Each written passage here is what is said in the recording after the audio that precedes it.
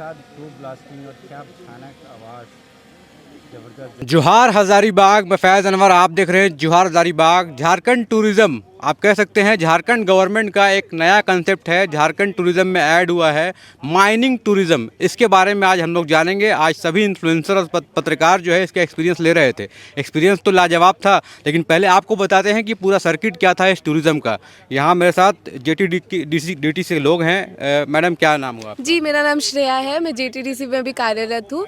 आपका क्या नाम हुआ? मेरा नाम प्रतीक सौरभ है, मैं JTDC में कार्यरत हूँ। तो ये जो माइनिंग टूरिज्म शायद सुनने में आ रहा है कि इंडिया का पहला कंसेप्ट ऐसा है, क्या है ये? जी, तो मैं इसके बारे में कुछ बताना चाहूँगी कि हमारे माननीय मंत्री जी CM सर और जो हमारे माननीय मंत्री जी सुदिव्य सर हैं, उनका एक विजन था माइनिंग टूरिज्म को लेके कि जितने भी जैसे नेचुरल सीन्स जो हैं, वाटरफॉल चल रहा है, इको टूरिज्म चल रहा है, सारे टाइप के टूरिज्म्स को हम देख रहे थे। बट ये जो हमारा सबसे लेटेस्ट फॉर्म ऑफ टूरिज्म जिसको झारखंड स्पेशली लेके आया है सभी लोगों के लिए, वो है माइनिंग टूरिज्म। एक ऐसा वेल्थ जो सिर्फ झारखंड के पास है, जो झारखंड शोकेस करना चाहता है लोगों को।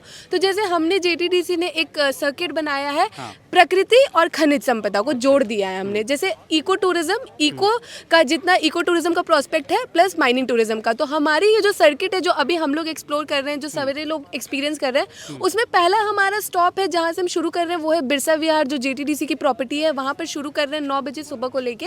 उसके बाद हम इको टूरिज्म के जो स्पॉट्स है जैसे पलानी वाटरफॉल उसको विजिट कर रहे हैं, पतरातू वैली उसको विजिट कर रहे हैं, जहाँ पर लोग ग्रीनरी देख रहे हैं, फ्रेशनेस देख रहे हैं, एयर क्वालिटी देख रहे हैं झारखंड की। उसके बाद फिर प्रस्थान कर रहे हैं हमारा जो JTDC का रिजॉर्ट है पर्यटन विहार, जहाँ पर लोग रिफ्रेश हो रहे हैं, लंच कर रहे हैं, अपने एक्सप्लोर कर रहे हैं, पिक्चर्स ले रहे हैं। उसके बाद जो नेक्स्ट हमारा सेकंड हाफ है सर्किट का, उसके बाद हम लोग जैसा कि अभी आप टाइम देख रहे हैं 3 बज रहे हैं, हम लोग प्रस्थान कर चुके हैं माइंस के लिए।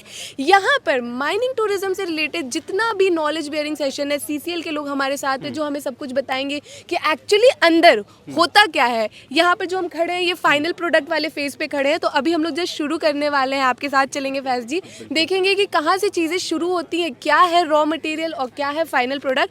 और माइनिंग टूरिज्म के बारे में थोड़ा और जो इलेबरेटिव है वो प्रतीक सौरभ आपको बताएंगे। बिल्कुल, तो बहुत कुछ हम लोग जान चुके हैं कि एक टूरिज़्म है जो माइंस में हम लोग आएंगे, लेकिन उसके पहले जो है बहुत सारी चीज़ें करके मौका मिलेगा। तो कैसे ये प्रक्रिया कैसे होगा, जो लोग बुक करना चाहते हैं या फिर कैसे आना चाहते हैं, किस तरह से इस टूरिज़्म का पार्ट बनेंगे? बिल्कुल, बहुत ही आसान प्रक्रिया है इसके लिए। आप JTDC को ऑफिशियल वेबसाइट पर विजिट करिए। इसके अलावा अगर आप वहाँ तक नहीं भी पहुँच पा रहे हैं तो आप सोशल मीडिया पर डायरेक्ट हमें DM करिए, हम आपको रिस्पॉन्स करेंगे जी। साथ ही मेल ID हमारा है JTDCLTD@gmail.com, जिसमें आप अपना बता सकते हैं कि नाम, फ़ोन नंबर और आपको कब जाना है, डेट्स। उसके बाद टीम आपसे डायरेक्ट कनेक्ट करेगी। अभी तक जितना हम देख सकते हैं हमें कम से कम 20 से 30 प्लस एप्लीकेशंस रिसीव हो चुके हैं, जिसकी तैयारियां इस ट्रिप के बाद शुरू हो जाएंगी। तो ऑफिशियली ये ट्रिप इस ट्रिप के बाद लॉन्च होने वाला है। कैसे मतलब होगा, मतलब एक साथ कितने लोग जाएंगे, क्या है प्लान, ये सब? कम से कम या तो 10 लोग होने चाहिए या तो 20 लोग, 2 लोगों का ग्रुप बनेगा, उस हिसाब से तो ये क्या कोई भी कहीं से भी बुक कर सकता है कि ऐसा कुछ प्लान है कि एक फैमिली मेंबर हो, फ्रेंड सर्कल हो, ऐसा कुछ होना नहीं, चाहिए? कहीं से भी। अगर आपको सिंगल जाना है आप सिंगल बुकिंग कराइए, अगर आपको फैमिली के साथ जाना है तो फैमिली की बुकिंग कराइए। अभी जो क्वेरीज आई है तो हमें दूर दूर केरला और पंजाब से भी क्वेरीज आई है माइनिंग टूरिज्म को एक्सप्लोर करने के लिए।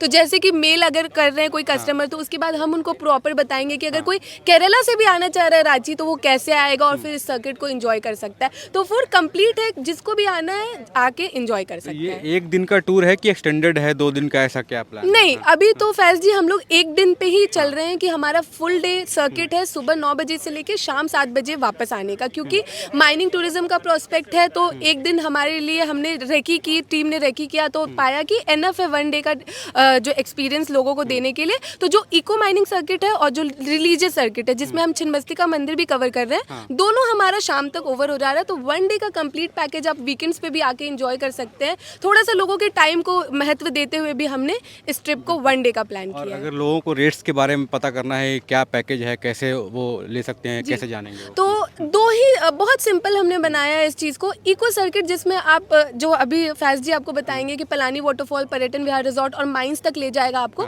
वो 2500 रुपये प्लस GST है पर इंडिविजुअल जी। सेकंड वाला सर्किट जो रिलीजियस सर्किट है, जिसमें आप अगर छिन्नमस्तिका मंदिर के दर्शन करना चाहते हैं तो वो पैकेज इंक्लूडेड है, साथ ही साथ फिर माइंस भी होंगे उसमें। वो पैकेज है आपका 2800 रुपये प्लस GST पर इंडिविजुअल ये सारा एक जी, दिन में, जिसमें हम रिफ्रेशमेंट लंच वंच सब इंक्लूडेड है। सब कुछ इंक्लूडेड है। सुबह आपको एक नाश्ते का पैकेट मिलेगा, लंच आपके लिए प्रोवाइडेड है, वाटर बॉटल्स एनी टाइम आपको मिलेंगे। CCL में आने के बाद आपको ये जो देख रहे हैं सेफ्टी इक्विपमेंट्स, ये सब कुछ मिलेगा। तो मतलब पूरा कंप्लीट पैकेज हम आपको उतने में दे रहे हैं। बिल्कुल, तो देख सकते हैं JTDC का ये नया इनिशिएटिव जो है वो आप लोग सभी लोग जो है इन्वॉल्व हो सकते हैं। झारखंड टूरिज़्म का इंस्टाग्राम पेज भी है, उससे भी आप जुड़ सकते हैं। वेबसाइट जैसा इन्होंने बताया, ईमेल आईडी के थ्रू भी जुड़ सकते हैं।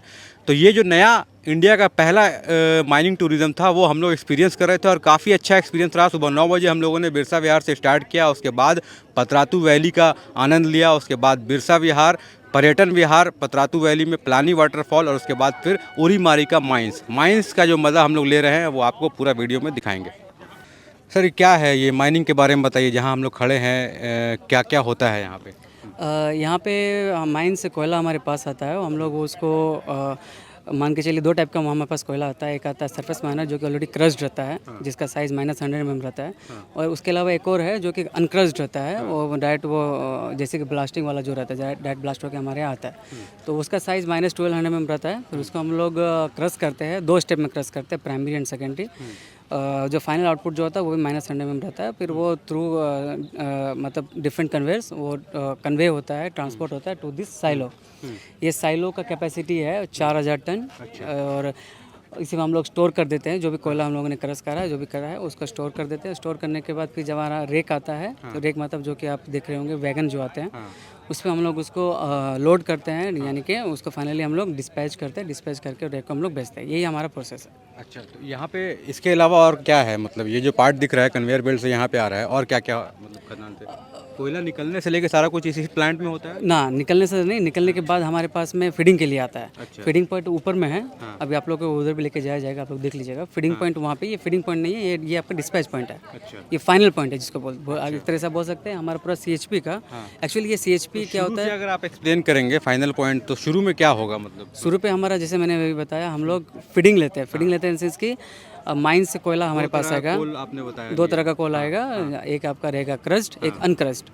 क्रस्ड मतलब वो ऑलरेडी वो वाइब्रो फीडर के थ्रू डायरेक्ट जाता है। जो अनक्रस्ड रहेगा उसको हम लोग 2 स्टेज में उसको क्रश करते हैं।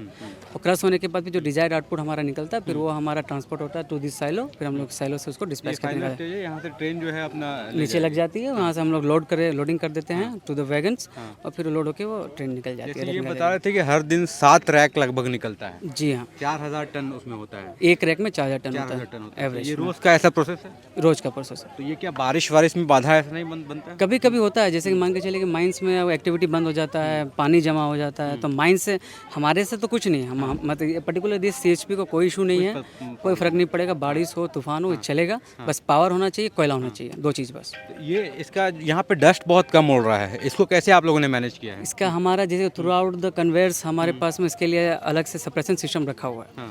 मतलब 2 टाइप का है, एक यहाँ पे HPDS है, PWDS है, हम लोग उसको इंजीनियरिंग टर्म में बोलते हैं। High pressure depression suppression system, और आपका है एक portable water dust suppression system. इसमें हमारा क्या होता है कि जैसे भी जो कोयला का जो डस्ट उड़ता है, उसको डस्ट को ना उठे, उसके लिए 2 सिस्टम हमारा पर्टिकुलर है। और एक चीज़ और है, जैसे कि हमारा जो लोडिंग पॉइंट है, लोडिंग पॉइंट में अगर हम उसको डस्ट को जितना कंट्रोल करेंगे, हमारे अलोंग द CHP उतना कम डस्ट उड़ेगा। तो हम लोग वहाँ पे भी बहुत ज़्यादा हम लोग उसके लिए देखभाल करते हैं कि ताकि डस्ट ना हो। और ये हम लोग का जो ये है आउटपुट निकल भी रहा है। और हम लोग को जैसे अगल बगल गाँव वाले लोगों से कोई कंप्लेन नहीं है कि यहाँ कोई डस्ट वस्ट है, तो यहाँ से भी ठीक ठाक चल रहा है। हम लोग डस्ट को कंट्रोल करके रखे हुए हैं। क्या नाम हुआ आपका? मेरा नाम सुनील चंद्रवंशी है।